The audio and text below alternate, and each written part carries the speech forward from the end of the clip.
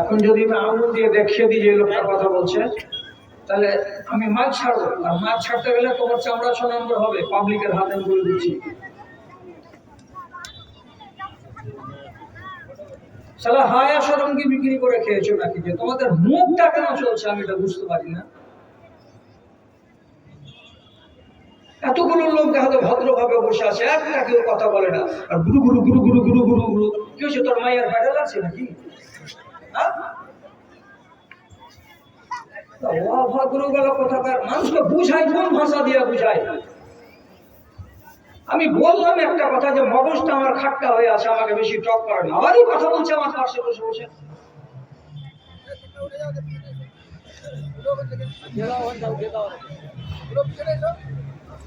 থাক না বসে, আমি তো বলেই দিয়েছি দাঁড়িয়েও থাকো বসেও থাকো, কিন্তু কথা বলিও না আপোষের ভিতরে, আমার কানে যেন না আসে। ইয়ারফোনে কথা বলো। পৃথিবীতে মুসলমান কতটি আছে? 135 কোটি। টোটাল মানুষ কতটি বলেছিলাম? 865 কোটি। 865 কোটি মানুষ, তার ভেতরে 135 কোটি এরা ওয়াহাদাহু লা শারীককে মানে। আমি জড়িয়ে কথা বলছি না, সোজাসাজি বলছি, যাদের বুকে ঈমান নেই তারা হলো জাহান্নামের কয়লা। আর যারা এক আল্লাহ রাব্বুল আলামিনকে লা শারীক মাবুদ বলে মেনেছে, তারা জাহান্নামের কয়লা নয়।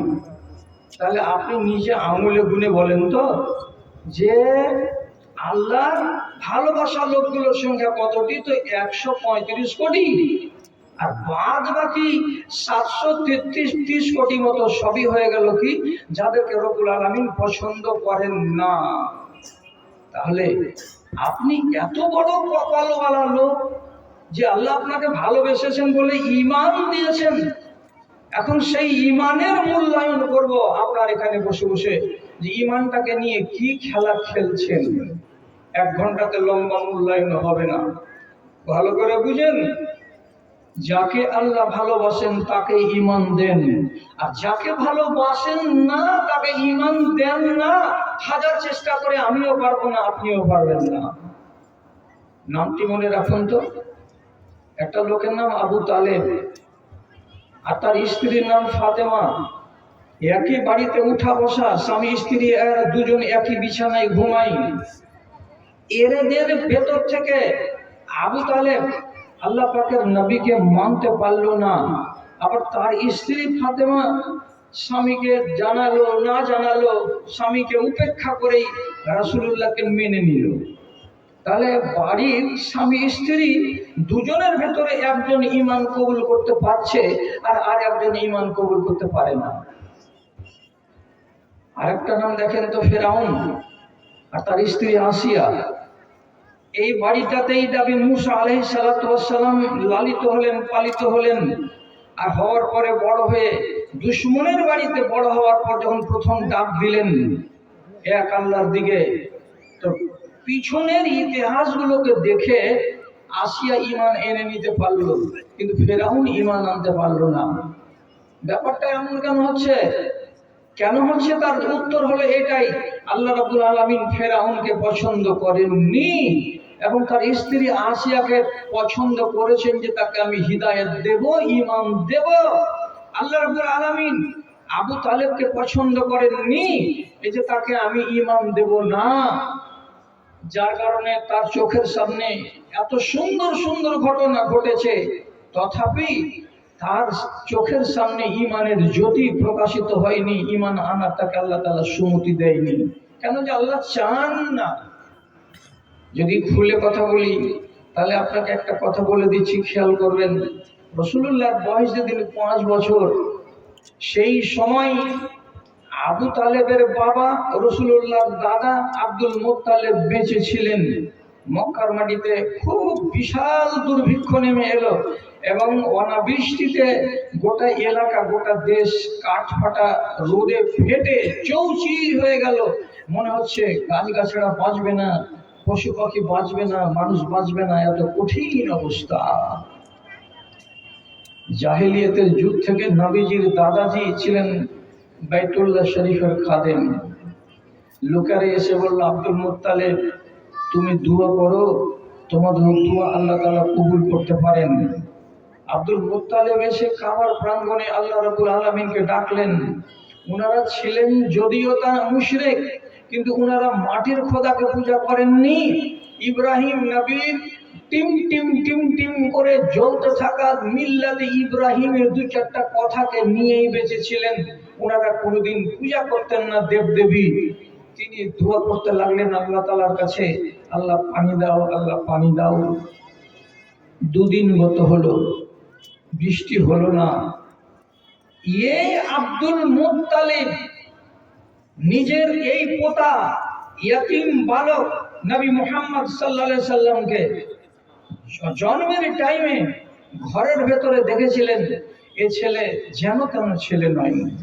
মগজে একটা খটকা তৈরি হয়েছিল, এই ছেলে কিছু একটা হবে আগামী দিনে। কেন কিছু মুজিজা তখনই দেখতে পাওয়া গেছিল, যেটা আমেনা বলেছেন নিজের মুখে, আর এটা সহিহ হাদিসে বর্ণিত হয়েছে। আমি এত কথা বলতে পারবো না। এই জন্য তিনি আবু তালেবকে বলছেন, বেটা আবু তালেব, বাচ্চাটাকে নিয়ে আয় তো, বেটা বাড়িতে আছে, বাড়ি থেকে নিয়ে আয়। কাকে? পোতাটাকে। নাম কি? নবী মুহাম্মদ সাল্লাল্লাহু আলাইহি সাল্লাম। নিয়ে আসলেন। নিয়ে আসার পরে আব্দুল মুত্তালিবের হাতে ধরিয়ে দিল। ধরিয়ে যখন দিল তখন আব্দুল মুত্তালিব নবীজির দাদা বাচ্চাটাকে এমনি করে হাতে তুলে মাথা বরাবর করে উঁচু করছেন, আর একবার করে কাবার দেয়ালে লাগিয়ে দিচ্ছেন।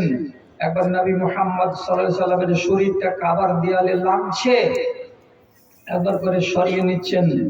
আর দাদাজি আল্লাহ রাব্বুল আলামিনের কাছে ফরিয়াদ করে বলছেন, পরওয়ারদিগার, আমরা পাপী তাপী মানুষগুলো, আমাদের যদি কথায় তুমি কান না দাও, এই মাসুম ছেলেটার ওসিলাতে তোমাকে ডাকছি, আল্লাহ তুমি আমাদেরকে পানি দাও। রব্বুল আলামিন পানি দিলেন, এত পানি দিলেন, এত পানি দিলেন যে মক্কার লোকেদের দুর্ভিক্ষ এবং মক্কার লোকেদের শুকনো অবস্থা সব দূরীভূত হলো। এবং সেই সময় আবু তালেবের মতো মুশরিকটা যে কবিতাগুলো পড়েছিল, সেই কবিতাগুলো ইমাম বুখারী রাহমাতুল্লাহ আলাইহি তার কিতাবের ভিতরে বর্ণনা করেছেন আব্দুল্লাহ বিন উমর রাদিয়াল্লাহু তাআলা আনহু থেকে। আবিয়াজুন ইউস্তাসাল কামামু বিওয়াজহিহি সিমালুল ইয়াতামা ইসমাতুল আরামিলি। আবু তালেব চোখের সামনে দেখতে পেল যে আমার ভাতিজা মাত্র 5 বছর, 5.5 বছর বয়সের বালক, তাকে ধরে যখন আমাদের বাপ কাবার মালিককে ডাক দিলেন, আর দেওয়ার পরে পানি চাইলেন, আল্লাহ রাব্বুল আলামিন আসমান থেকে অঝরে পানি নামালেন। তো এত সুন্দর দৃশ্যটা দেখার পরেও দৃশ্যটাকে কেন হৃদয়ের ভেতরে গাঁথতে পারলেন না? উচিত তো ছিল রাসূলুল্লাহ যেদিন নবী হয়ে গেলেন 40 বছর বয়সে, তখন আবু তালেব তো বেঁচে, তো তাহলে তো প্রথম চান্সেই তাকে হাত বাড়িয়ে দেওয়া দরকার ছিল। বেটা মুহাম্মদ সাল্লাল্লাহু আলাইহি সাল্লাম, তুমি যে বরহক নবী, তার আমি নজির দেখেছি কবে? যেদিন তুমি 5.5 বছর বয়সের। তবে তাহলে মগজের তো আলোটা জ্বলে যাওয়া দরকার ছিল, কিন্তু জ্বলেনি আলোটা। এত সুন্দর দৃশ্য দেখার পরেও তার বিবেকে আলো আসেনি। কেন আসেনি? আল্লাহ চাইনি। চলুন আরেকটা বলি। কি বলি? যেদিন আল্লাহ পাকের নবীর বয়স 12 থেকে 13-র মাঝখানে, ঠিক সেই বয়সে এই আবু তালেব মক্কার কিছু লোককে কাফেলা বন্দি করে তিনি সিরিয়ার যাচ্ছিলেন ব্যবসা করার জন্য। যখন সিরিয়ার প্রান্তরে উনি নেমেছেন, পা দিয়েছেন, তার একটু পরে একটা গাছের ছায়ায় গিয়ে 10-15 জন লোক সবাই মিলে উটগুলোকে বাঁধলো, আর বাঁধার পরে বিশ্রাম নেবে। সাথে আছে এই বালক 12 বছরের নবী মুহাম্মদ সাল্লাল্লাহু আলাইহি সাল্লাম। কেন? তিনি হলেন প্রতিপালক, তিনি হচ্ছেন অভিভাবক। রাসূলুল্লাহ তো বাপ বেঁচে নেই, চাচাকেই তিনি বাপ বলে জানেন। চাচার সাথে চলে গেছেন সিরিয়ার মাটিতে। কিছুক্ষণ পর পার্শ্বে ছিল একটা গির্জা ঘর। সে গির্জা ঘর থেকে এক রাহেব উঠে এসে এক পা দুপা করে বলছে, এই কাফেলা কোথাকার? বলে মক্কা থেকে আমরা এসেছি। বলছেন যে আপনারা যতজন লোক আছেন আজ দুপুরের বেলায় আমার এই গির্জা ঘরে এসে একটুখানি মেহমানি খাবেন, আপনারা আমার দাওয়াতটা কবুল করুন। 12টার সময় 1টার সময় নবীকে আমাদের ছোট ছেলে বলে এখানে খিমার কাছে রেখে দিয়ে এরা 10-12 জন লোক চলে গেছে ওই গির্জায় পাদ্রী যেখানে ডাক দিয়েছিল সেখানে হাজির হলো। আর হাজির হওয়ার পর খাবার খেতে বসে, তো সেই সময় পাদ্রী বলছে আপনাদের আর কোনো লোক কি বাকি থেকে গেল? তো আবু তালেব বলে হ্যাঁ, যেটা আমাদের বালক ছোট ছেলে, আমরা কোনোদিন ছোট ছেলেপিলেকে কোনো বাড়িতে জাফত খেতে গেলে নিয়ে যাই না, এই জন্য ওকে আনলাম না, আমাদের খিমাতে রেখে এসেছি। বুহাইরা নামের রাহেব এবার আবু তালেব বলছে আপনি ওই বাচ্চাটাকে নিয়ে আসুন। আমি বলছি নিয়ে আসুন। নিয়ে আসলেন, নিয়ে আসলো আবু তালেব, মেহমানি খাওয়া হলো। তারপরে তখন সামনাসামনি জিজ্ঞেস করে বলছেন আইয়াকুম আকরাবু ইলা হাযাল ওয়ালাদে, আপনারা যে 12-14 জন লোক আছেন, 12-14 জন লোকের ভেতরে এই ছেলেটার সবচাইতে নিকটের লোককে একটু বলেন তো। আবু তালেব বলছে আমি হলাম তার চাচা, আমি হলাম তার বাপ। বাপ কি জিনিস চোখে দেখেনি, আমাকে বাপ বলে জানি, এই ছেলের আপন চাচা হলাম আমি। রাহেব বলছে খানা খেলেন তো? হ্যাঁ। বাচ্চাটাও খেলো তো? হ্যাঁ। আপনি চাচা যখন, তখন একটু এই ভিড় থেকে 10 হাত দূরে চলেন না? 10 হাত দূরে চলেন, একটা কথা বলবো আপনাকে। বাইরে গেল, যাওয়ার পরে আবু তালেবের কানে কানে বলছেন আপনি এই বাচ্চাটাকে নিয়ে আগে আর যাবেন না। কেন যে আগে যত যাবেন ইহুদিদের বসবাস, তারা কিতাব পড়ে জেনে রেখেছে আগামী দিনের নবী কেমন হবে। আমি যেমন কিতাব পড়ে জেনে রেখেছি আগামী দিনের নবী কেমন হবে। এইটা যে আগামী দিনের নবী, এটাতে কোনো সন্দেহ নাই। আমি জোর দিয়ে বলছি হে ছেলের চাচা, এই আগামী দিনের নবীকে যদি তুমি নিয়ে যাও আগে, আর ইহুদিরা যদি লক্ষণ দেখে জানতে পারে তাহলে ছেলেকে প্রাণে মেরে দেবে। এই জন্য আমি অনুরোধ করে বলছি একে আগে নিয়ে যাবে না, একে ফিরিয়ে বাড়ি নিয়ে চলে যাও। তখন আবু তালেব জিজ্ঞেস করে বলছে এ বাচ্চাটা যে নবী হবে আগামী দিনের কেমন করে তুমি জানলে? তখন রাহেব স্পষ্ট ভাষায় বলছে ফালাম্মা নাযালতুম ফি হাযাল ওয়াদি, যখন তোমরা এই 12-14 জন লোক আমার গির্জার আশেপাশের মাঠে পা রাখলে, তখনই আমি দেখলাম একটাও এই ময়দানের গাছ সোজা হয়ে দাঁড়িয়ে থাকেনি, সমস্ত গাছগুলো সাজদায় পড়ে গেছে। আমি দেখেছি বড় বড় মোটা মোটা উঁচু উঁচু পাথরগুলো কাঠ হয়ে গেছে।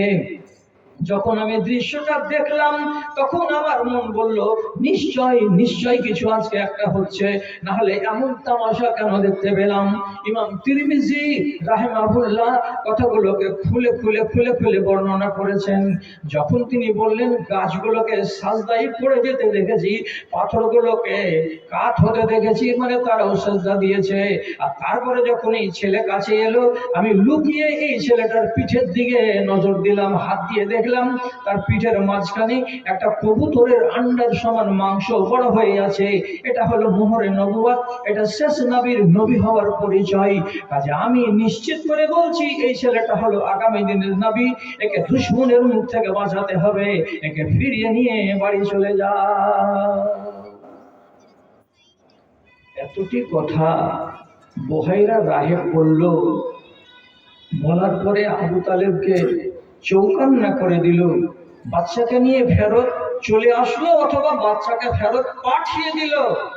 তখন বাচ্চার বয়স কত? 12 থেকে 13, 40 বছর বয়সে নবী হলেন। তাহলে এই লোকটা যেদিন নবীজি নবী হচ্ছেন, তো তখন পর্যন্ত আবু তালেবই রাসূলুল্লাহর পৃষ্ঠপোষক, তিনি হচ্ছেন নিগামান, ঈমান আনছেন না। 5 জনের লোক হলো, তারপরে 13 জন হলো, তারপরে 29 জন লোক হলো, তারপরে 40 জন হলো। তারপরে মেরে কেটে কত রকম করে 100 নিচেই থেকে গেল, উপরে গেল না। 13 বছরে এইটি মুসলমান হলো মক্কায়। তবুও আব্দুল মুত্তালেব আবু তালেব ঈমান আনছে না। আচ্ছা, এই পাগল লোকটা, তুমি যে চোখের সামনে দেখলে যে দাদা যখন বাচ্চাটাকে কাবার দেয়ালে লাগিয়ে আল্লাহর কাছে পানি চাইতে লাগলো, তখনই রব্বুল আলামিন ঝরঝর করে পানি দিলেন, তাহলে এই বাচ্চাটার কারামত কিছু নেই? এই বাচ্চা যেদিন জন্ম হয় সেদিন তার মা বলছে, আমেনা নিজে বলছে, আমি 3খানা মুজিজা দেখলাম, আমি মুজিজা দেখেছি আমার চোখে। এবং রাসূলুল্লাহ বলছেন, আমি হলাম আমার মায়ের মুজিজা। আমার মা দেখেছিল জন্মের কালে যে এখান থেকে আলো ছুটছে দক্ষিণে, উত্তরে, পূর্বে আর পশ্চিমে। আমি আলো ছটাবো উত্তরে এবং দক্ষিণে, এটা আমার মায়ের কথা।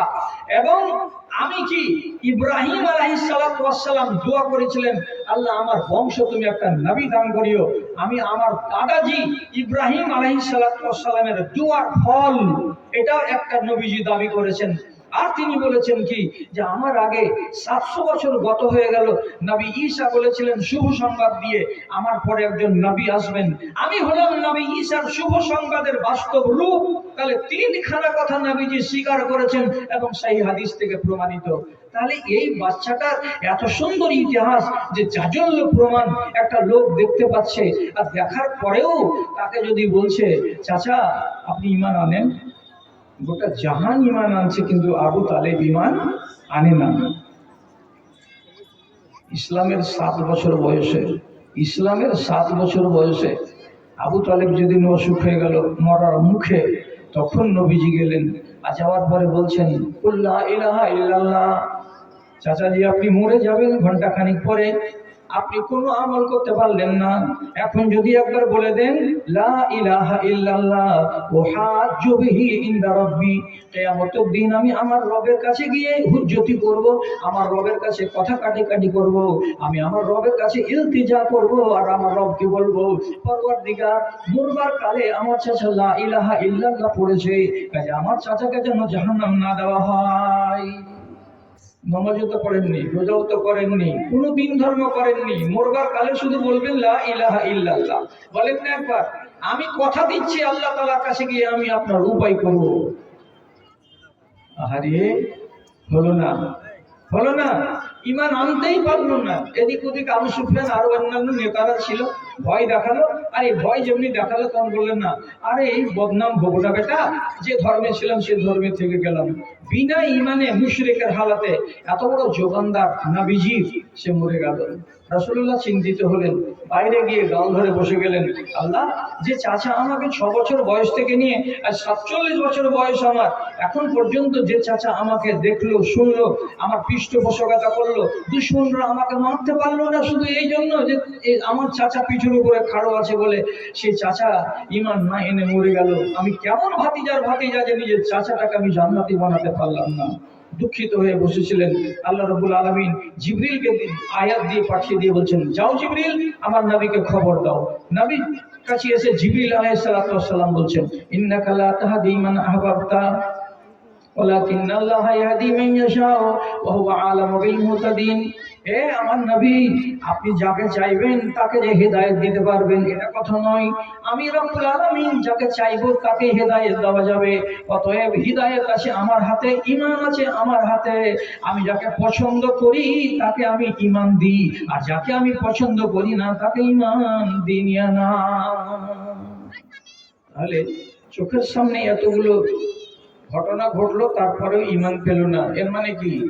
আল্লাহ তাআলা ওকে পছন্দ করেনি। এবার খাস করে যতগুলো লোক এখানে বসে আছেন, আরো গ্রামের লোক যতগুলো এখানে আছেন, আপনি নিজে বলুন, আপনার জন্মের ইতিহাসটার দিকে একবার তাকাবেন তো। কি বলে তাকাবেন? একটা মানুষ তার মায়ের পেটে যখন জন্ম লাভ করে, প্রথম তার জন্মের সূত্রটা হচ্ছে এক বিন্দু বীর্য। মায়ের পেটে 40 দিন ওই হালাতে থাকে সাদা হয়ে। তারপর যখন এই 40 দিন ওই বীর্যের বিন্দুটা সাদা আকৃতিটাকে ছেড়ে দিয়ে লাল আকৃতি ধারণ করে, এটাও আবার 40 দিন। এই 40 দিন গত হওয়ার পরে তার পরের যেটা পর্ব সেটা হচ্ছে কি মুজগা, একটা মাংসপিণ্ড। কত বড় মাংসপিণ্ড? তো ম্যাক্সিমাম 100 থেকে 150 গ্রাম বা 200 গ্রাম এত বড় একটা মাংসপিণ্ড কতদিন হলো? 340-এ কত হলো? 120 দিন হলো। 340-এ যখন 120 দিন হলো, আর এই একটা মাংসপিণ্ড একটা মায়ের পেটের ভেতরে হলো, এটা বাচ্চার আগামী দিনের আকৃতি এতে আসবে, বাচ্চা এইটা। তখন রব্বুল আলামিন এক ফেরেশতাকে পাঠাচ্ছেন আসমান থেকে। কি দিয়ে পাঠাচ্ছেন? একটা রূহ দিয়ে পাঠাচ্ছেন। রূহটা যখন ফেরেশতার হাতে আল্লাহ রব্বুল আলামিন তুলে দিলেন, সেই রূহটা, খেয়াল করুন কথার দিকে, কোনখান থেকে উঠাচ্ছেন? যেই জায়গাতে রূহ রাখা আছে সেই জায়গা থেকে উঠাচ্ছে কে? তো আল্লাহর ফেরেশতা। নবীজি বলছেন, আর রূহ জুনুদুন মুজান্নাদাতুন, রব্বুল আলামিন এক জায়গাতে সারা পৃথিবীর মানুষের রূহগুলোকে সংরক্ষণ করে রেখেছেন। একটা বাসনে যেমন রাখা থাকে জিনিসপাতি, তেমনি করে রব্বুল আলামিন এগুলোকে সংরক্ষণ করে রেখেছেন। যখন দরকার পড়ে একটা করে রূহকে বের করেন এবং আল্লাহর ফেরেশতা সে রূহটাকে হাতে করে নিয়ে রওনা দেয়। রব্বুল আলামিন তাকে নির্দেশ করে দেন যেখানে যাওয়ার সেই জায়গায় রূহটাকে নিয়ে গিয়ে পৃথিবীর যত যত নারীর পেটে 120 দিন বয়স পাওয়া মাংসপিণ্ড গুলো হয়, 120 দিনের যে মেয়াদ পুরা হয়ে যাবে, আল্লাহর ফেরেশতা রাত আর দিন সকাল আর বিকাল দৌড়াতে আছে, দৌড়াতে আছে, দৌড়াতে আছে। একবার চলে এলো ফসপুরে, একবার চলে গেল পুরকিটোলাই, আরেকবার চলে গেল মাছমারিতে, আরেকবার চলে গেল সাবধানে, আরেকবার চলে গেল শামসি অঞ্চলে। আল্লাহ ফেরেশতা দৌড়াতেই আছে, একটা করে রূহ আনছে এবং যার মেয়াদ 120 দিন হয়ে যাচ্ছে, ওই নারীর পেটের ভেতরে রূহটাকে সেখানে রেখে দিয়ে চলে আসছে। আল্লাহ তাকে এটাই কাজের দায়িত্ব দিয়েছে।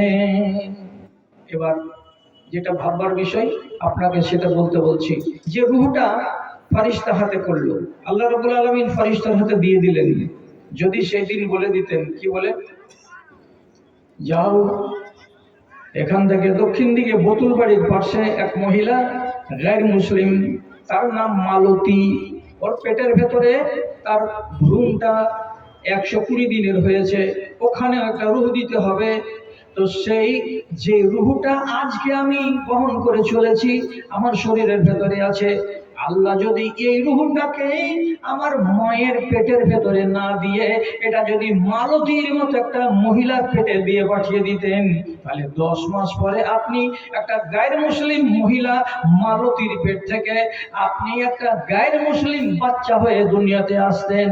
আর আল্লাহ রাব্বুল আলামিন এটা না করে আপনার রূহটা আপনার নামে বরাদ্দ করেছেন, আর করার পরে আপনার মুসলমান মায়ের রেহেমের ভেতরে ওই 120 দিনের মাংস পিণ্ডতে আল্লাহ ফেরেশতা দিয়ে গেছেন।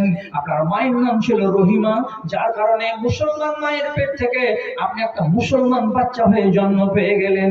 তাহলে রব্বুল আলামিন আপনাকে গোড়াতেই পছন্দ করেছেন, মোহাব্বত করেছেন বলেই সারা পৃথিবীতে 865 কোটি মানুষের ভেতরে আপনাকে ওইগুলোর মানুষের পেটে, মায়ের পেটে দিলেন না। জৈন বাস করে, বৌদ্ধ বাস করে, পার্সিয়ান বাস করে, ইহুদি বাস করে, খ্রিস্টান বাস করে, আল্লাহর দুশমনের এই দুনিয়াতে বেশি আছে। কোন দুশমনের মেয়ের পেটে আমাকে আল্লাহ রাব্বুল আলামিন সেখানে পাঠালেন না।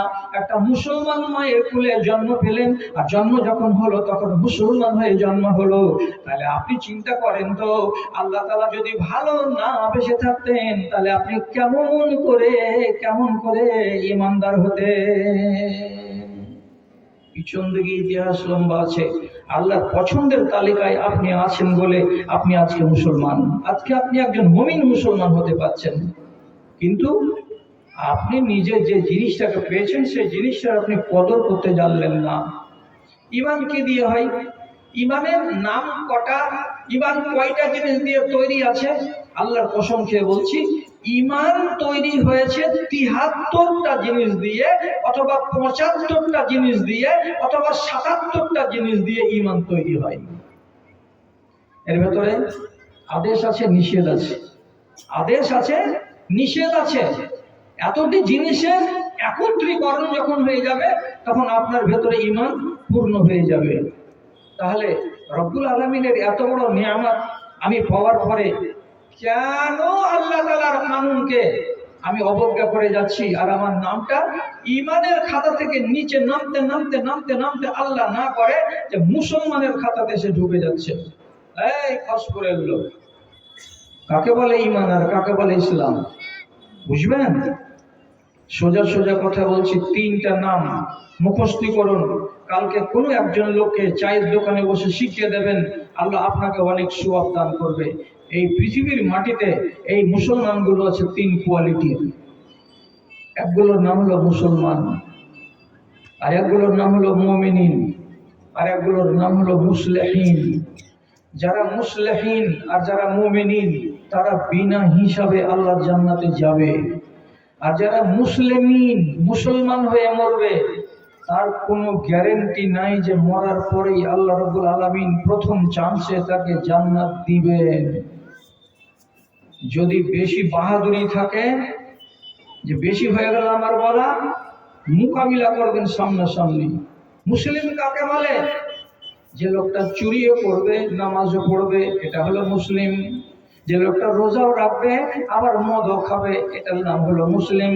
যে লোকটা নামাজ রোজা ঠিকই করবে, আবার বিয়ে করার কালে 1.5 লক্ষ টাকা শ্বশুরের কাছে গুনে নিবে তারপরে বিয়ে করবে, এটার নাম হলো মুসলিম। যে লোকটা নামাজ রোজা ঠিক করবে, কোরআন হাদিসের কথা কানে তুলবে, কিন্তু পরের মেয়ের সঙ্গে বিবাহের আগে সম্পর্ক কায়েম করে ব্যভিচারে লিপ্ত হবে, এর নাম হলো মুসলিম। এর মানে কি? আপনি যদি সমানভাবে দুটোকে চাষ করেন, সমানভাবে দুটোকে চাষ, ভালো করে যাবেন মন্দ করে যাবেন, একসঙ্গে দুটোই করে চলে যাচ্ছেন, আপনার মতো লোককে মুমিন বলা যায় না, আপনাকে মুসলমান বলা হয়। আপনি বলবেন এটা কেমন কথা হলো? নামাজ পড়ছি, রোজা করছি, হজ করছি, যাকাত দিচ্ছি, এটির নাম তো ইসলাম। তো আমি কি মানা করলাম? ইমান কাকে বলে? আল্লাহর উপরে বিশ্বাস রাখা ইমান, এবং রসুলকে মেনে নেওয়া, যত দুনিয়াতে এসেছিলেন ইমান, যত ফেরেশতা আছে সবকে মেনে নেওয়ার নাম হলো ইমান। আখিরাতে আমাকে জমা হতে হবে একদিন, এটার নাম হলো ইমান। আমার তকদিরকে আমাকে মেনে নিতে হবে, এটার নাম হলো ইমান। এগুলো জিনিসের প্রতি যদি আপনার ইমান থাকে, তাহলে আপনার বাইরের যেগুলো জিনিস আছে সেগুলো শক্ত হবে, আর বাইরের জিনিসগুলো যদি দুর্বল হয় তো জানতে হবে ভিতরের জিনিসগুলো আপনার শক্ত নয়। ইসলাম বাইরে থাকে আর ইমান ভিতরে থাকে। মাথাটা ঝুলান তো 3-4টা লোক কথাটা মাথাতে থাকবে। ইসলাম বাইরে থাকে আর ইমান ইমান ভিতরে থাকে। কেমন করে? ইসলাম বাইরে থাকে মানে কি? ইসলামকে লুকানো যাবে না, ইমানকে দেখানো যাবে না। মুখস্থ করুন কথা, মুখস্থ করুন। বুড়াহাট সব পেকে গেছে, 65 বছর বয়স, কবে কবরে চলে যাবে? আমি এরকম কথা কতদিন আর শোনাতে পারবো আল্লাহ তাআলা জানেন। যা বলছি আপনাকে পাথরের দানা বলছি, একে আছড়ে আছড়ে ভাঙতে পারবেন না আপনি, এবং কোনো জায়গাতে গিয়ে কেউ বলবে না এই কথাটা যেটা ভুল কথা। কি বললাম? ইসলামকে লুকানো যাবে না, ইমানকে দেখানো যাবে না। ইসলাম থাকে বাইরে, ইমান থাকে ভিতরে। কার নাম ইসলাম? তো নবীজি বলছেন শাহাদাতে আল্লাহ ইলাহা ইল্লাল্লাহ। আপনি যে শাহাদাত দিলেন লা ইলাহা ইল্লাল্লাহ, আমি যে শুনতে পেলাম, লুকা আছে কি? নেই। ইকামুস সালাতে, নামাজ যদি পড়েন, নামাজকে লুকানো যাবে না। ইতাউজ যাকাতে, যাকাত যদি দেন তো যারা পাচ্ছে তারা তো দেখে নিল রহমতুল্লাহ যাকাত দিয়েছে, যাকাতকে লুকা যাবে না। হজ করতে যদি যান তো হজকে লুকা যাবে না। এই জিনিসটির নাম হলো ইসলাম। যতই ঢাকবেন ঢাকা যাবে না। ইমান কার নাম? এবার দেখেন, এবার কি বলছেন আল্লাহ তাআলা? ইমান কাকে বলে? আফিনাল ইমান আন তুমিনা বিল্লাহি, আল্লাহর উপরে ইমান আনতে হবে। ইমান কি দিয়ে হয়? মুখ দিয়ে হয় না অন্তর দিয়ে হয়? এক্ষুনি বলুন তো দাদা আমার, আপনার ইমান অন্তরে 4 আনা আছে না 8 আনা আছে না 6 আনা আছে না 12 আনা আছে? আপনি পৃথিবীর কোন মানুষকে দিয়ে বুক ছেড়ে দেখাতে পারবেন যে এটা আমার ইমান? দেখা যাবে? ইমান আছে কোথায়? বুকে। আল্লাহর উপর ইমান রাখতে হবে 1, ফেরেশতা যত আছে দুনিয়াতে তার উপরে ইমান রাখতে হবে 2, তারপরে যত রসুল আল্লাহ পাঠিয়েছেন তাকে মানতে হবে 3, তারপরে আপনার তকদিরকে মানতে হবে, এটা হলো 4। কিয়ামতের দিন আপনাকে হাসরের ময়দানে আবার আসতে হবে, রব্বুল আলামিন দ্বিতীয়বার আপনাকে জন্মদান করবেন, এটা হলো আপনার ইমান। তাহলে এই সবটি জিনিস ভেতরে আছে, বাইরে নাই। কেউ যদি দেখতে চায় আপনার কাছে, সে ফেরেশতাকে মানো, এই যে মানি 8 আনা না 12 আনা, আমি কি জানি। এবার আপনি ধরা পড়বেন, কি বলে ধরা পড়বেন? আপনি কি আল্লাহকে মানেন? বুঝে মানি। আল্লাহ কোথায় আছেন? আরশে আছেন, আসমানের উপরে। ঠিক আছে, এটা তো মানা, এটার নাম মানা। এভাবে আল্লাহকে মানবেন আপনি, তাহলে যথেষ্ট হয়ে গেল। আল্লাহর কুদরতকে কই মানলেন আপনি? কেমন কুদরত? আল্লাহ রাব্বুল আলামিন আমাকে সব সময় দেখতে আছেন, এবং আমি আল্লাহ রাব্বুল আলামিনকে এক চুলের সমান রতি পরিমাণে দেখতে পাই না। কোরআন বলছে লা তুদরিকুল আবসার ওয়া হুয়া ইউদরিকুল আবসার। আল্লাহ রাব্বুল আলামিন সব সময় আমাকে দেখছেন, তার নিয়ন্ত্রণে আমি আছি। যেমন বড় বড় বাড়িতে, যেমন বড় বড় দোকানে সিসি ক্যামেরা লাগিয়ে দেওয়া যায়, আপনার এক পলককে বাদ দেওয়া যাবে না। কোন একটা চাকরি যদি চুরি করে নেন, সেটাও সিসি ক্যামেরাতে ধরা পড়বে। আপনি যদি কোন একটা প্লেট চুরি করে নেন, সিসি ক্যামেরাতে ধরা পড়ে যাবে। ঠিক সেই রকমই আল্লাহ রাব্বুল আলামিনের ক্যামেরাতে আপনি আছেন। সব সময় রব্বুল আলামিন আপনার উঠা, আপনার বসা, আপনার চলা, আপনার ফিরা দেখতে পাচ্ছেন। এটা অস্বীকার করার নয়। আপনি বলেন হ্যাঁ আল্লাহর উপরে ঈমান আছে, সব লোক বলবেন হ্যাঁ ঈমান আছে। ঈমান যদি থাকে, মোবাইল কেন মুসলমানের চুরি হবে? ঈমান যদি আছে, তাহলে আপনি নিজে বলুন, জুমা মসজিদে জুমা পড়তে গিয়ে নতুন স্যান্ডেল আপনি পায়ে ভরলেন, আর পুরাতনটা রেখে দিয়ে চলে এলেন, এ পাখান ঢুকলো নতুন স্যান্ডেলে, আল্লাহ তাআলা দেখতে পাচ্ছেন না? পান না? সবই তো হচ্ছে, তাহলে আপনার বিশ্বাসটা কই? নবীজি বলছেন সহিহ হাদিসের ভেতরে, আল্লাহ রাব্বুল আলামিনের ক্ষমতা কতটা। ফাইন্নাহু ইয়াসমাউ ইলা দাবিবি নামলাতিন সাউদা আলা সাখরাতিন সাউদা ফি লাইলাতিন সাউদা। একটা কালো ঘুটঘুটে অন্ধকার রাতে, একটা কালো পাহাড়ের উপরে একটা কালো পিপীলিকা, তিন কালোর কথা বলা হলো। একটা ঘুটঘুটে অন্ধকার কালো রাত, এবার একটা কালো পাহাড়ের উপরে একটা কালো পিপীলিকা, তিন রকমের কালোর ভিতরে ওই পিপীলিকাটা পা তুলে তুলে তুলে তুলে কোন দিকে যাচ্ছে, আর তার পায়ের তলা দিয়ে কতটুকুনি আওয়াজ আসছে রে ভাই। একটা পিপীলিকার পায়ের তলায় যে আওয়াজটা হচ্ছে, কম্পিউটারে আওয়াজটা ধরতে পারবে কিনা তা আমি জানি না, কিন্তু রব্বুল আলামিনের নবী বলছেন আমার আল্লাহ তোমার পিপীলিকাটা কোন দিকে হাঁটছে সেটাও দেখতে পাই, এবং তোমার আল্লাহ আমার আল্লাহ পিপীলিকার পায়ের তলায় ওই তিন অন্ধকারের ভেতরে কত জোরে আওয়াজ হয় সেটাও আমার আল্লাহ দেখতে পায়। যে আল্লাহর এত ক্ষমতা, যে রব্বুল আলামিন এতটা কুদরত নিজের কাছে রেখেছেন, সেই আল্লাহর প্রতি যদি আপনার আর আমার বিশ্বাস থাকতো, তাহলে আপনি কি করে, বলেন আপনি কি করে একটা মদের বোতল নিলেন আর ঠিপি খুলে আরেকটাতে গ্লাসে ঢেলে আপনি চো চো করে টেনে নিলেন? আপনি জপতেন না নিজের সিটে বসে বসে? বোতলের ঠিপি খুলে আল্লাহ দেখেছিলেন না দেখেননি? হ্যাঁ দেখেছেন। আপনি যে গ্লাসে মুখ লাগালেন, আল্লাহ দেখলেন না দেখেননি? বলছে হ্যাঁ দেখলেন। তো তাহলে মালিকের সামনে এত বড় ধৃষ্টতা আপনি দেখাবেন, তারপরে আপনি বলবেন আমি ইমানদার? কসম আল্লাহর, এটা ইমানদারের পরিচয় নয়। এটা কার পরিচয়? এটা মুসলমানের পরিচয়। নামাজেও যাবে, মদও খাবে। এই লোকটা যদি মরে, এই লোকটা মরার পরে কি বলেছি কথা মনে থাকবে তো? 99 চান্স আছে। কি বলে? প্রথম চান্সে জান্নাতের মুখ দেখতে পাবে না। যারা মুমিন তারা এক চান্সে জান্নাতে যাবে, যারা মুসলিম তারা এক চান্সে জান্নাতে যাবে। মুমিন কারাকে বলা হয়? যারা যতটুকু পারবে আল্লাহর আদেশকে মেনে চলবে, যতটুকু পারবে আল্লাহর আদেশকে মানবে, আর আল্লাহর নিষেধকে ধারে কাছে আনবে না। নামাজ বেশি পড়তে পারি না, বলেছে কতটি পড়ছো, কতটি পড়ছো? এই ফরজ খান পড়ি কোন রকম করে। আমি বলছি জোর করে, কথা বেশি বাজাবেন না, টেহা বেকা করবেন না। কি কথা? আপনি যদি দিনে রাতে 17 রাকাত ফরজ নামাজকে আদায় করেন, তাহলে আপনি একজন মুমিন। আপনি যদি এই নামাজগুলোকে ছেড়ে দেন, মুমিন থেকে নাম কেটে যাবে। তারপরে যে 12 রাকাত সুন্নাতে মুআক্কাদা আছে, এটা যদি পড়েন তো আপনার দরজা উঁচা হবে, আপনার নেকির পাহাড় জমে যাবে। কোন মানুষ যদি রাগ করে বলে আমি সুন্নাত পড়তে পারবো না, আমার দ্বারাই হবে না, তো কেউ যদি না বা পড়ে, সুন্নাতকে যদি ছেড়ে দেয়, আল্লাহ রাব্বুল আলামিন তাকে আযাব দেবেন না, সে গুনাহগার হবে না। তাকে আবার ছেড়ে দিয়েন না যে মৌলবী তো বলেছে। এটা এটা খবরদার করবেন না তর্জমা, আমি কথাটা বুঝাবার জন্য বলছি। একটা লোক ইমানদার কেমন, যে ফরজটা আদায় করে, নফল করেন না। রোজা কতটি? 30টা, এটি করব, এরপরে বাইরে করতে পারবো না। যাকাত কতটি? 20 কুইন্টাল, 1 কুইন্টাল, এটা দিব অবশ্য, বাকি দিতে পারবো না।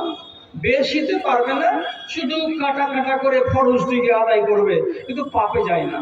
চুরি নেই, ডাকাতি নেই, রাহাজানি নেই, লম্পটি নেই, মাগিবাজি নেই, মদখড়ি নেই, সুদখড়ি নেই, কিছু নেই, কিছু নেই, কিছু নেই, এগুলো থেকে দূরে আছে। তাহলে এই লোকটা হলো মুমিন। মরার পর এই লোকটা আল্লাহ রাব্বুল আলামিনের জান্নাতে যাবে এক চান্সে। মুসলিম কাকে বলে? যে বেশি বেশি কাজ করে। কি বেশি বেশি? আমলে বলেন, 12 রাকাত সুন্নাতে মুআক্কাদা পড়ে জি ভরল না, 17 রাকাত ফরজ নামাজ পড়ে মন ভরল না। তখন লোকটা কি করে? মসজিদে যখন যায় তখন তাহিয়াতুল মসজিদ 2 রাকাত আদায় করে। যদি নামাজের টাইম না হয়, বাড়িতে যদি ওযু বানাই, তো ওযু বানাবার পরে 2 রাকাত নামাজ আদায় করে। এটা কিসের নামাজ? বলছে তাহিয়াতুল ওযু, এটা ওযুর জন্য নামাজ। তাহলে নফল নামাজ পড়তে আছে। আর কি নামাজ? রাতের বেলায় তাহাজ্জুদের নামাজ পড়ে। কটায়? রাত্রি 12টা, 1টা, 3টা, 2:30, ফজরের আগে আগে তাহাজ্জুদের নামাজ আদায় করে। তাও মনে হলো না, তখন লোকটা কি করে? যখন 8টা বেলা বেজে যায়, যখন নাস্তা করার টাইম হয়, তখন সে কি করে? সালাতুজ জোহা, চাষতের নামাজ পড়ে। তারপরে যখন বেলা 11টা বেজে যায়, তখন আবার 2 রাকাত নামাজ পড়ে, আউয়াবিনের নামাজ।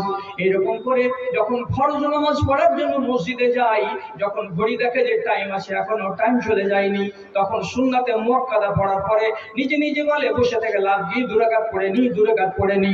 জুমা মসজিদে গেল, যাওয়ার পরে নফল যেটা ছিল কাঁধের উপরে সেটা পড়লো, পড়ার পরে বসে না থেকে 2 রাকাত 2 রাকাত 2 রাকাত 2 রাকাত নামাজ পড়েই যাচ্ছে। এই লোকগুলো হলো কি? যারা অনিবার্য নামাজটাকে পড়ে নেওয়ার পর যেগুলো নফল নামাজ বেশি বেশি করে আদায় করে, এই লোকটার নাম হলো মুসলিম।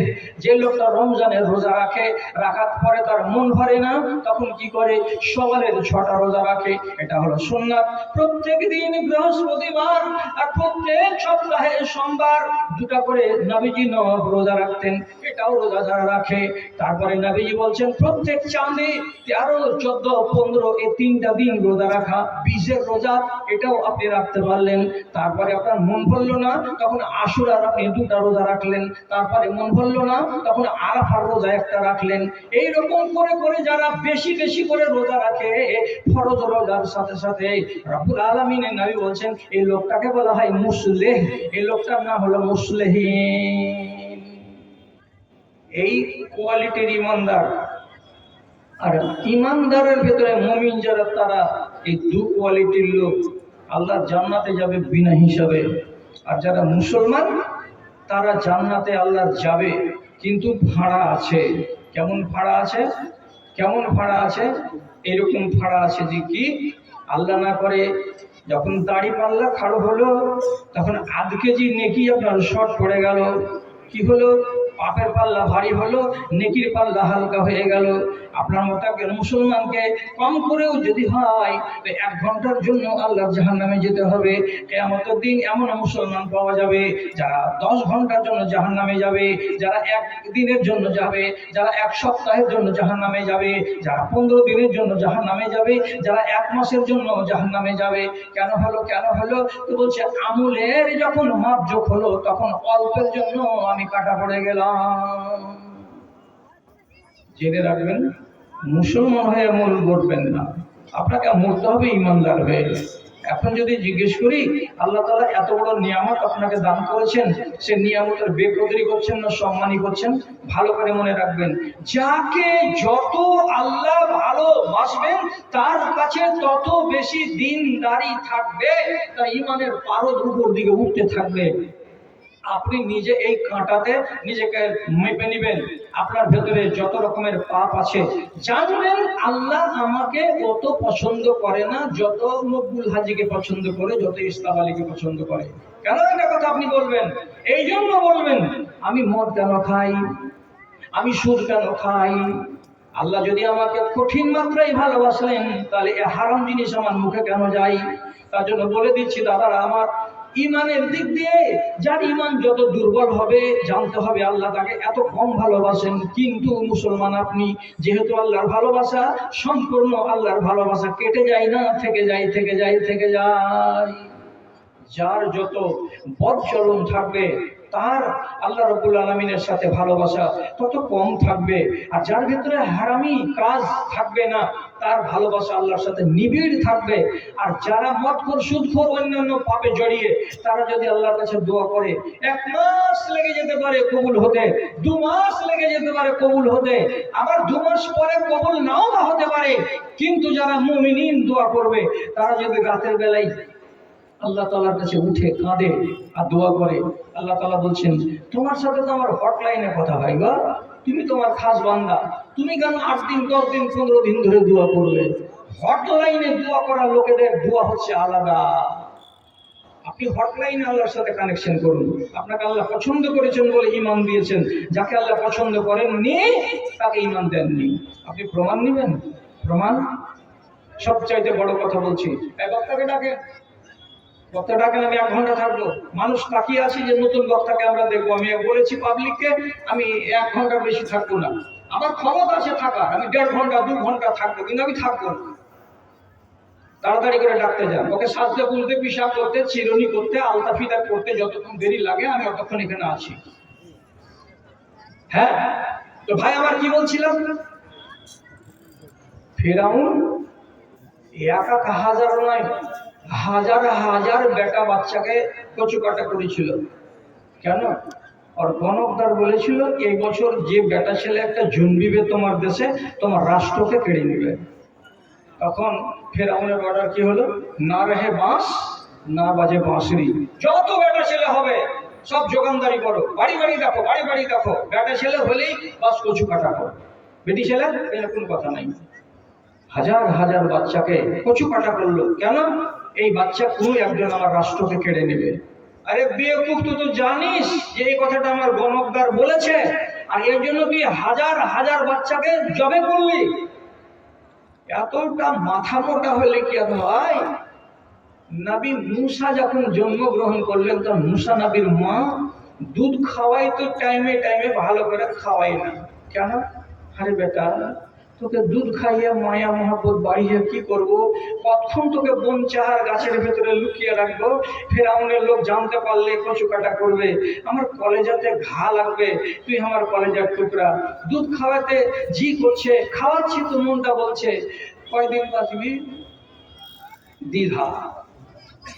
আল্লাহ রাব্বুল আলামিন কোরআন মাজিদে বলছেন, ওয়াওহাইনা ইলা উম্মি মূসা আনিরজাইহি, আমি মূসা নবীর মাকে ওহী করে বললাম, ইলহাম করে বললাম কি, এ মূসা নবীর মা, তুই বাচ্চাটাকে দুধ খাওয়া, বাচ্চাকে দুধ পান করাতে দ্বিধা করিস না। তারপরে বলছি, ফাইজা ফাইন খিফতে আলাইহি, তোমাকে যদি ভয় লাগে যে আমার বাচ্চাটাকে মেরে দেবে কে, তো ফেরাউন, তাহলে আমার কথা শুন, আলতাহি ফিল ইয়াম্মি, বেটাটাকে তুই বাক্সতে করে নীল নদীতে ফেলে দে। যদি তুই আমার কথাটা মানিস, তাহলে আমি তোকে কথা দিচ্ছি, ইন্নী রাদ্দুহু ইলাইকা, ওই বাচ্চাটা যেমন করে হোক তোর কোলে আমি ফিরিয়ে দেবই দেবো আমি আল্লাহ। তারপরে তোকে কথা দিলাম, এই বাচ্চাটাকে আগামী দিন আমি নবী বানিয়ে ছাড়বো। খবর পেল কে? মূসা নবীর মা।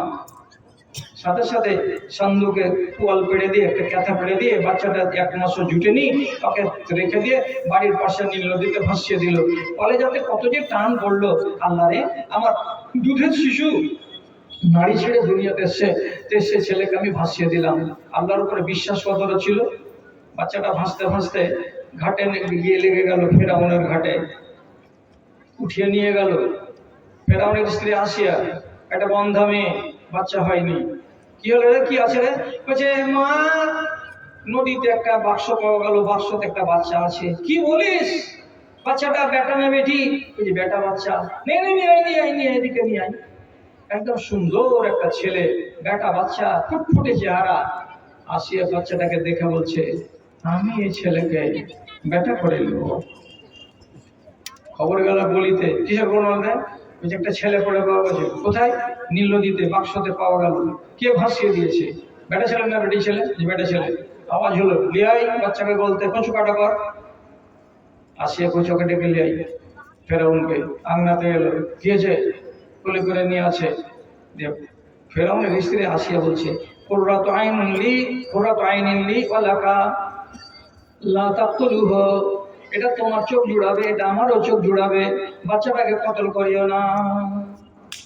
ফেরাউন বলছে, ওগুলা কথা বাদ দে, চোখ জোড়া দূরে, রাষ্ট্র আগে। বলছে, তুমি মাথা মোটা আছো একবারে, এটা ছেলে, তোমার রাষ্ট্র যেগুলো কাটবে বলে মিশরের বাচ্চা, আর এটা কি মিশরের বাচ্চা নাকি? কোন গরিব দুঃখীর বেটা পুষতে পারবে না, পালতে পারবে না, তার জন্য নদীতে ভাসিয়ে দিয়েছে।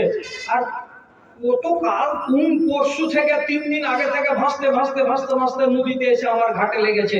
এটা মিশরের বাচ্চা নয়, এটা বাহিরকার বাচ্চা। এই বাচ্চা তোমার রাষ্ট্র কাটবে না, তুমি আর বাচ্চাটাকে কতল করিও না। ঢোঁড়া দাম পেয়েছে, ঠিকই হতে পারে রে, এটা বাহিরকারই ছেলে আছে, তো থুবি নাকি? দেখা থুবো, রেখে দিল। রেখে যখন দিল, এইবার বাচ্চা দুধ খাবে কার? তো যত সুন্দরী সুন্দরী বেটি ছেলে ফেরাউনের দরবারে কাজ করে, ও বলে আমাকে দাও, আমি দুধ খাওয়াচ্ছি। ওর দুধ খাই না, এর দুধ খাই না, এর দুধ খাই না, এর দুধ খাই না। কোন মেয়ে ছেলের স্তনে মুখ লাগায় না নবী মুসা, অথচ পেটে জ্বালা আছে। আল্লাহ কোরআনে বলছেন, হারামনা আলাইহিল মারাজিআ, আমি ফেরাউনের দরবারে যত ফেরাউনকে আল্লাহ বলা বেটি ছেলে ছিল, এগুলো হলো মুশরিক। এমন বেটি ছেলের দুধ আমি একটা আগামী দিনের নবীর মুখে ঢুকাবো না। তার জন্য প্রত্যেকটা মেয়ে ছেলের দুধকে আমি মুসা নবীর উপরে হারাম করে দিয়েছিলাম। এই মুসা নবী ওদের দুধ পান করবি না। একটা এত বড় বেটি প্যান্ট পিন্ধা আছে, মুসা নবীর বোন, ধরা দেয় না। হঠাৎ করে যে রানীকে কয়েছে, রানীমা রানীমা, এখানে বরের গাছতলা একটা ঝুপড়ি বাড়িতে, ওইখানে একটা মেয়ে লোক আছে, ওর ছেলে হয়েছিল, ছেলেটা যে কি হয়েছে জানি না, ওই ছেলে মেয়ে লোকটাকে দেখানো, ওর দুধ যদি খাই। ছেলে হ্যাঁ, জলদি ডেকে আনো। অর্ডার হয়ে গেল, ওকে নিয়ে আসলো। এবার দুধ খাওয়ার জন্য বলছে। মুসা নবীর মা সবই জানছে, তারপরে এমনি করে ভান করে কইছে, দেখেন তো এত চিকন চিকন বেটি ছেলে দুধ খেলে না, আর আমার গে এই ভিড়ি ভিজড়ি কাপড়, আর আমরা কেলা কুচ্ছা মানুষ, আর আমার গে মতন এই মানুষের কখনো ছেলে দুধ খাই। আরে বাবা, তুমি চেষ্টা করো না, খাবে কি খাবে না পরের ব্যাপার। কিন্তু আপনি জানেন এই কথাটাকে শিখেছেন না শিখেননি? ছেলে যদি কাঁদে আর ফুফো যদি কোলে করে, ছেলে চুপবে না। ছেলে যদি কাঁদে আর দাদি যদি বলে হাত ধনরা, চুপবে না। আর 10টা মেয়ে ছেলে যদি কোলে করে, কাউরি কোলে চুপবে না। আর ওইখানেই ওর মা যদি খ্যাট খেটি একটা পাতলা বেটি ছেলে আছে, হঠাৎ করে কোলে নিয়ে নেয়, খালি ঘাড় পর্যন্ত যাবে না, তার আগে কথা না শেখান না। কেন? আল্লাহকে একটা কুদরতি শক্তি দিয়েছে, যেটা আমার মা। জানোয়ারের এই ক্ষমতাটা আছে।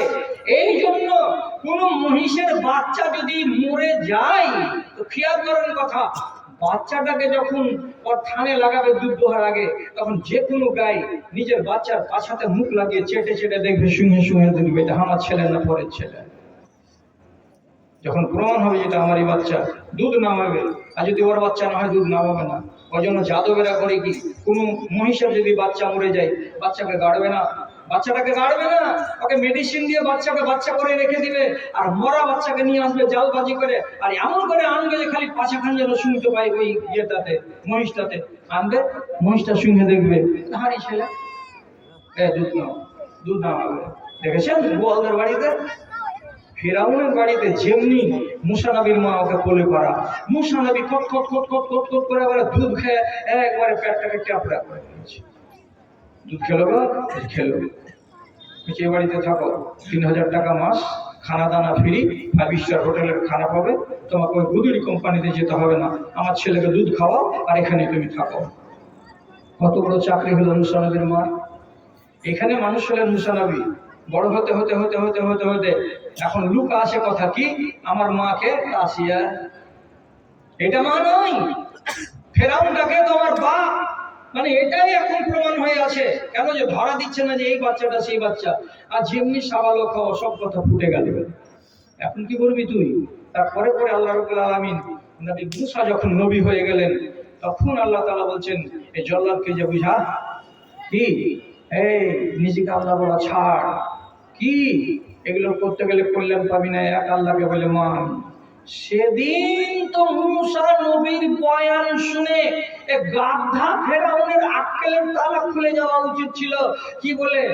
যে তুই নবী না হলি তো কেমন করে তুই আমার বাড়িতে ঠাঁই পালি, আর কেমন করে তুই আবার এখানে তোর মা চাকরি পেল, আর কেমন করে তুই আমার বাড়িতে বড় হলি, আমি হাজার শিশুকে কতল করে দিলাম আর তোকে কেন কতল করলাম না। এগুলো তো সবই প্রমাণ করে যে তুই আসলে নবী। এই জন্য তো আল্লাহ তাআলা গায়েব থেকে ব্যবস্থা করেছেন, দেরি করবো না রে। আমার বাড়িওয়ালি যখন তোকে মেনে নিয়েছে, ঈমান এনে নিয়েছে, আমিও তোর উপর ঈমান এনে নিলাম। কিন্তু এই বেকুফ আর চোখ খুলেনি, মগজ খুলেনি, হিদায়াতের রাস্তা পায়নি, তখনও বিনতে আছে আনা রাব্বুকুমুল আলা, আমি তোমাদের বড় আল্লাহ। শেষে মুসা নবীকে আল্লাহ তাআলা একটা লাঠি দিয়েছিলেন, মুজিজা, দরকার হলে ফেলে দিতে গেলে সাপের মতো এমনি এমনি করে দৌড়িয়ে বেড়াতো। একদিন চ্যালেঞ্জ করলো, কি ফেরাউন, তোমার এগুলো সব জাদু, জাদু দিয়ে তুমি বনী ইসরাঈলকে গুমরাহ করছো, আমার দেশে অনেক জাদুঘর আছে, তোমাকে তাড়িয়ে দিতে পারবে। টাকা দিন পড়ে গেল, জানুয়ারি মাসের 22 তারিখের দিন বেলা 10টার সময়, সব জাদুঘরকে নিয়ে আসো, তোমার কতটি জাদুঘর আছে। তফসিরে লিখেছে 250টা জাদুঘরকে ডেকেছিল ফেরাউন, আর নিয়ে বললো যে তোমরা জাদু দেখাও, এই মুসা নবীর জাদুকে কাবু করতেই হবে। নবী মুসা হাজির, আর ওরাও 250 জন হাজির।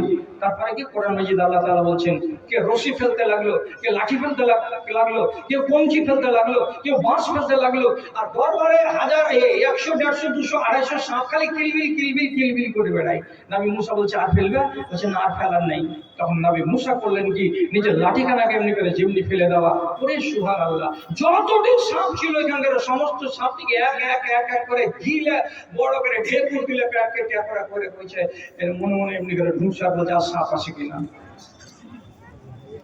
আল্লাহ, ফেরাউনও চুলকাইছে আর দুনিয়ার লোকটিও চুলকাইছে, আর কইছে আল্লাহ কি কোন কথা হলো রে, সাথে সাপ।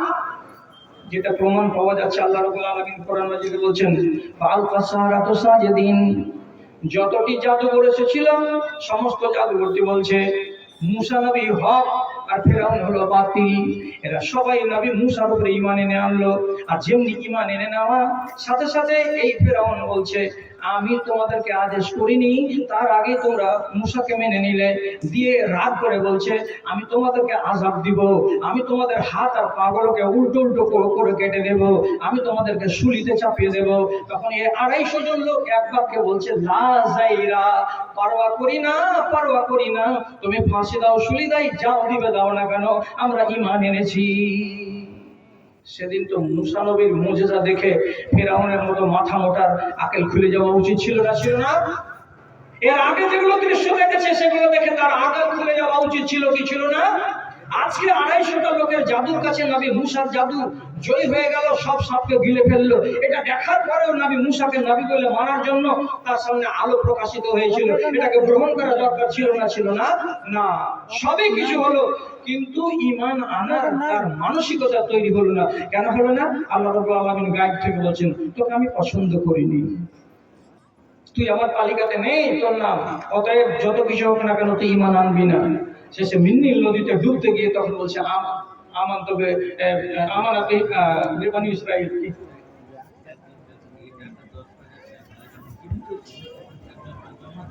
আচ্ছা।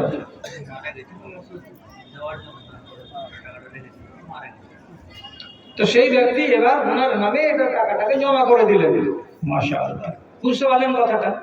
দানের উদ্দেশ্যে উনি রেখেছিলেন কাউরি কাছে, তার আগে আগে উনি অফার পেয়ে গেছেন, সেই ব্যক্তি আজকে 10,000 টাকা দিয়ে দিলেন, যে উনার টাকা দানের উদ্দেশ্যে রাখা ছিল, সেই টাকাটা উনি আজকে জমা করে দিলেন। যে ব্যক্তি কবরে চলে গেছেন তার নামে এটা দান। আল্লাহুম্মা সাল্লি আলাইহি, আল্লাহুম্মা বারিক আলাইহি, আল্লাহুম্মা ইগফির লাহু ওয়ারহামহু ওয়া'ফু আনহু ওয়াকরিম নুজুলাহু, আল্লাহুম্মা ইযহিব বিল ইলমি ওয়াল হিলমি ওয়াযায়্যিনহু বিল ঈমানি ওয়াত তাকওয়া ওয়া লা তু'রিযু বিল ফিতানি ইয়া রাব্বাল আলামিন, আমিন বিরহমাতিকা ইয়া আরহামার রাহিমিন। বয়ান শেষ করে দিয়েছি। আচ্ছা, তো এখন 11টা 25 হতে চললো, আর আমাদের আজকের শেষ বক্তা। আসসালামু আলাইকুম। আমাদের মাদ্রাসার হোটেল বন্ধ হতে চলেছে, কারো যদি খাওয়ার প্রয়োজন থাকে তাড়াতাড়ি খাওয়া গিয়ে সেরে নিতে হবে। আসসালাম। নেতাদেরকে না আনলে দান পাওয়া যায় না, আর নেতারা যখন স্টেজে আসছে তখন আর মনে থাকে না যে আমি নেতা না, আমি মাওলানা।